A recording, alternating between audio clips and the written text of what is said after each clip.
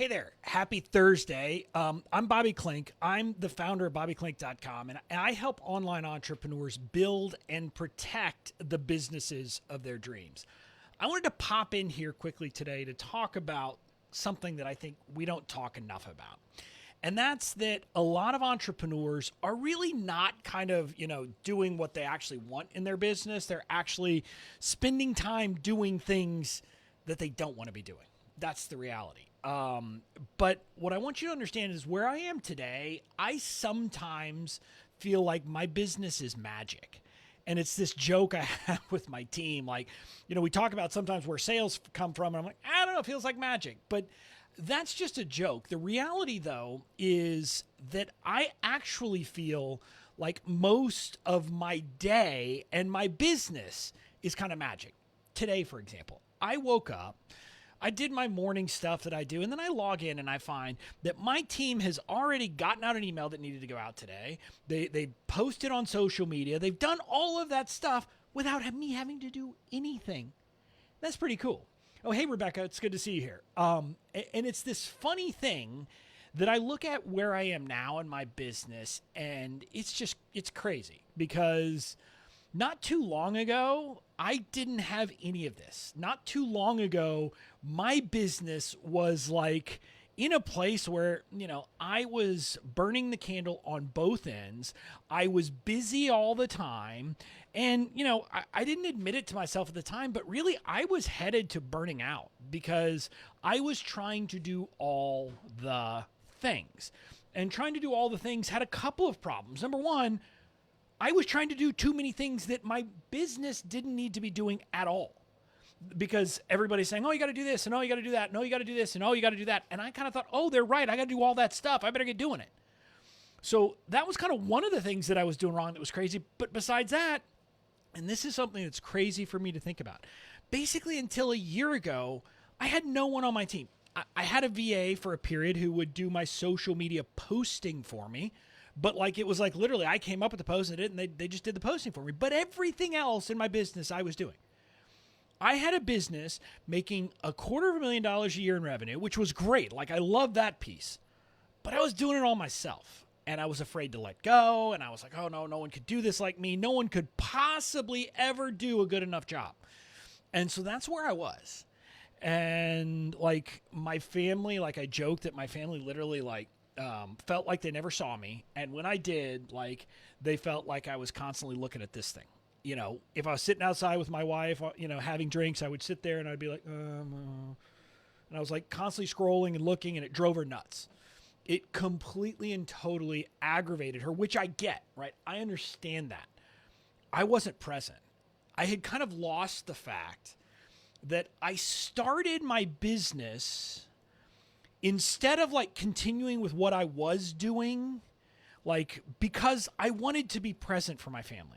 Part of the reason I wanted to stop being the practicing lawyer I had been was that literally I was I didn't have my own control of my schedule. I was at the whim of other people. I had to listen to judges. I had to listen to opposing counsel. I had all of those people really kind of pulling on my time, which sucked. I'm just going to say it. It sucked. There were multiple times where my parents wanted to go on vacation, to pay for me, my wife, my daughter to go on vacation. But I was like, yeah, I can't. I got stuff. I can't do it. I mean, this was my life before. And that was part of my motivation for wanting to stop doing this. But what I found was that I created this business where theoretically now I only had one boss, me, but I was worse than all of the other people combined. I was running myself ragged. And, like I said, I had a business that was making money, so I couldn't complain about that, but I wasn't really making forward momentum. I was kind of at this place, at a plateau, and not a lot happening. And I was exhausted. I worked pretty much every weekend nonstop. I did all of those things.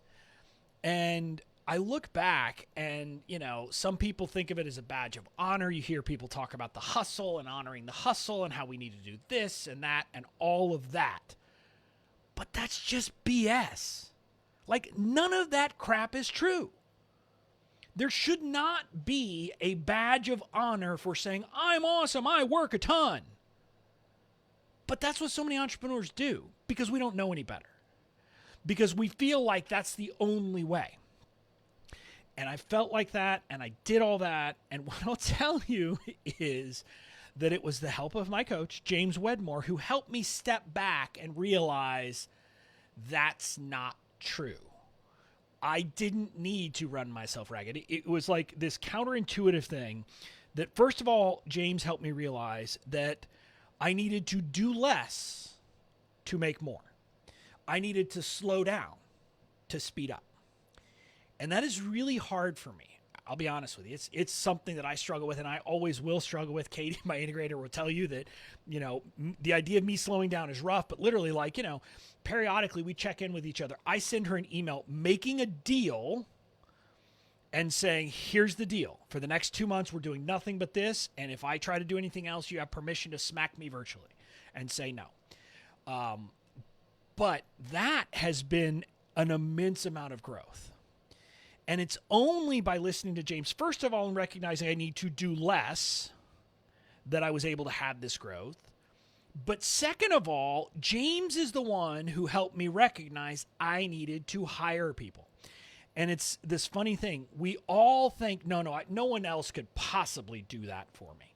No one could possibly do that as well as me. And I've heard some people say it, like even in the context of like customer support, which I think is kind of funny.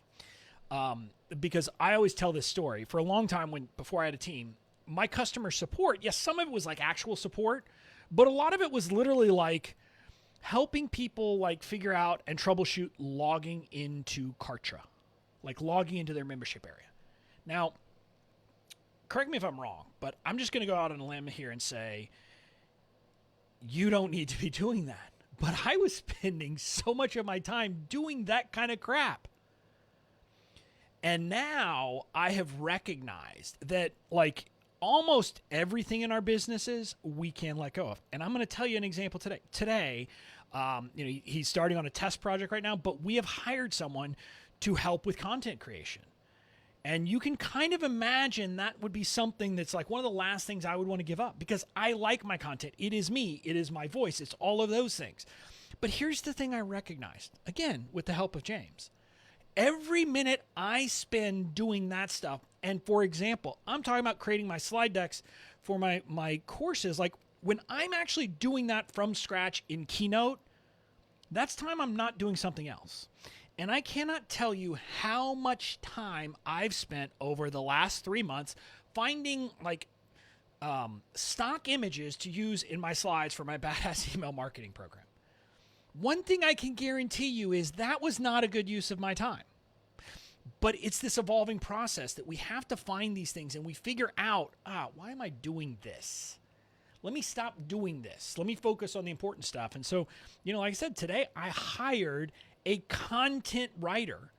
And it's a test project to start, but my goal, my belief, my hope is that eventually this person will be responsible for helping me literally create slides, create, first drafts of things, take videos that I've created and kind of condense them into written stuff, because I can get on here and I can talk with the best of them.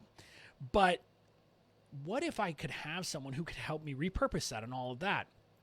Rebecca, to answer your question, I'm working through a service called onlinejobs.ph. It's a Filipino company, or you find people in the Philippines. And I found this guy who has my sense of humor, who has all of that, like who literally in this conversation back and forth, I'm like, this is my person. And I'm giving him a test project, but I feel very confident that he's going to be able to do this stuff. And the point I want you to talk about on this content is, this is one of those things where it's like literally like, even if the person you hire only does it about 80% right, that means you don't have to do the first draft. Think about that for a second. If you didn't have to do the first draft of your slides, if you didn't have to do the first draft of this, if you didn't have to do the first crack at an email, if you didn't have to do the first draft of a social post, but instead people who worked for you got your sense of tone, your message, all of those things, created a first draft, and then you came in, and as we say on my team, I Bobby-ize it. Like I basically take it and I add my particular voice, my particular tone, those kinds of things to it, and we can do that. And I'm going to let you guys in on a dirty little secret. I'm the email guy, and the weekly emails, I think I still write all of them, But what I want you to understand is Katie, my integrator now, she writes first cracks at a lot of the promo emails that we send. And I mean, I go in and I tweak them, and sometimes I'll tell you, like, I completely rewrite the story. But sometimes I'm like, hey, you got my voice pretty good here, and this is, let me tweak a little bit and we're good. And I share that with you because I want you to understand, like, for a long time, I would have said, no way can I outsource writing emails at all. Not possible. You can. And what I will tell you is, like, this is kind of the evolution of you as an entrepreneur. As you evolve in your business, you're going to have to do a lot of things. You got to come up with a good offer. You got to come up with good messaging. You got to come up with, all of these different pieces. Eventually you need a team. You need all of these things, and you've got to put it all together. And every time you think you have gotten to the top of the mountain, what I'm going to tell you is you're going to look up and say, oh, crap, there's another peak. I mean, I don't say, oh, crap anymore, because I kind of like it, because that's why those of us who are willing to put in the work succeed. Because there is no easy button, that you can push in entrepreneurship. The people who succeed are the people who are willing to put in the work. But the most important thing is to make sure you're doing the right work, putting together the right offer with the right message, with the right team, with all of that stuff. And when you do that, things start to hum. Where literally I'm now at a point where I get to pretty much outsource almost all the stuff I don't enjoy doing, and I get to just do the stuff that is in my zone of genius that I love doing. Now, it's taken me a while. I'm not going to say that's something that if you're starting out, you can get to tomorrow. But when you do it, what happens is literally you get to the point that you finally have the business that you probably imagined when you first started your business. Because I don't know about you, but when I started this online business, I wasn't thinking I was going to spend time in customer support telling people how to log in. I didn't think I was going to be spending a bunch of time in Canva creating graphics. I didn't think I was going to be learning a little bit of CSS coding so I could tweak things. I didn't think I was going to be doing all of that stuff, but I spent a lot of time doing that. And I'm guessing you do too. I'm guessing that you're spending a lot of your time doing those kinds of things instead of doing what you really love, of serving your people how you serve them. Like in my case now, it's with the legal stuff, that's kind of on its own and just works. But like with the business side stuff in my email, it's talking strategy. It's helping people work through this, put together an email strategy, put together an overall strategy for their business. Like, literally yesterday, in the last 24 hours, I spent my time, I had a call with my Inner Circle mastermind group where I was helping coach them through things. I talked to a couple of people who are interested in potentially joining that group. I woke up this morning, I had fun chatting with that content writer and hiring him. I did a live in my Facebook group, and on top of that, I had like a 2-hour conversation with Katie, my number 2, where we were talking broad stroke strategy. That's what my business is for me now. That is me living in my zone of genius. My strengths, when you look at me, are I am a strategery person and an influencer. So I'm living those now. And what I want to encourage you is that when you build the right business and design your business the right way, you can actually get to that point that you're actually kind of overseeing and you're more of a CEO of your business doing what you want. And I know in my life, I only got to that in my business because of my coach, James Wedmore, and, getting the coaching from him. And that's why I'm coming here today. I wanted to chat with you. He is releasing his video series. It is an 8-part video series called The Rise of the Digital CEO. It comes out on Monday. It's like a Netflix. All of it drops at once so you can watch every last piece of it. And I encourage everyone in my world to sign up and watch that thing because it has gold. Yes, he's going to make an offer at the end. You know that. You're in online marketing. Of course, that's what we're doing. And his program is great.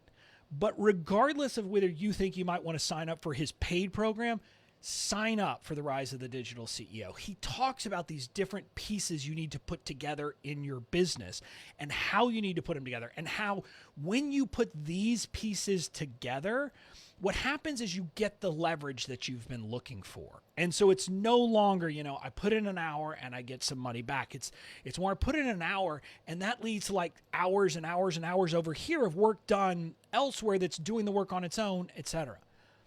And so I want to encourage you to do that. Now, you can sign up. You can sign up now, and it drops on the 15th. And head over to bobbyclink.com/rise.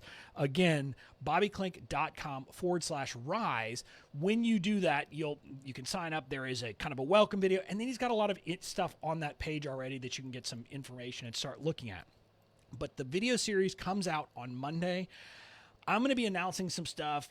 My team actually is going to tell me, I think it's tomorrow, they're going to tell me what I need to schedule these things out, because I'm going to be doing a lot of fun stuff next week with the series, talking about it, talking about kind of, my takeaways, some funny things in it, etc. Also, we're going to be announcing something big. We've got a big thing happening in the fall, and we're going to announce it next week. So you're going to want to tune in for that. But more importantly, I'm making this fun because that's what I can do now. Because I've got a team who's helping me, because I built the business designed how I want it. And part of that is Bobby wants to have fun, which means I'm going to be having fun with you and everyone else in my community talking about this stuff, thinking about it, just having a good time going through this. Lessons I take from it, things that I want you to do. I'm probably going to have some of these things where I'm going to take questions. So we're going to have a lot of fun together, but you got to actually watch the video series, because that's the first piece. I mean, I could try to summarize it, but why would you take it from me? Why not go listen to James, who, by the way, started out as a video guy? So the quality of his video series is pretty darn amazing. So again, head over to bobbyclink.com/rise, sign up for my coach's series, The Rise of the Digital CEO. And on Monday, the video series will drop, and we're going to come here back all of next week talking about it, really kind of giving inspiration to you and helping you work through it. So that's it. I'll talk to you later. Have a great day.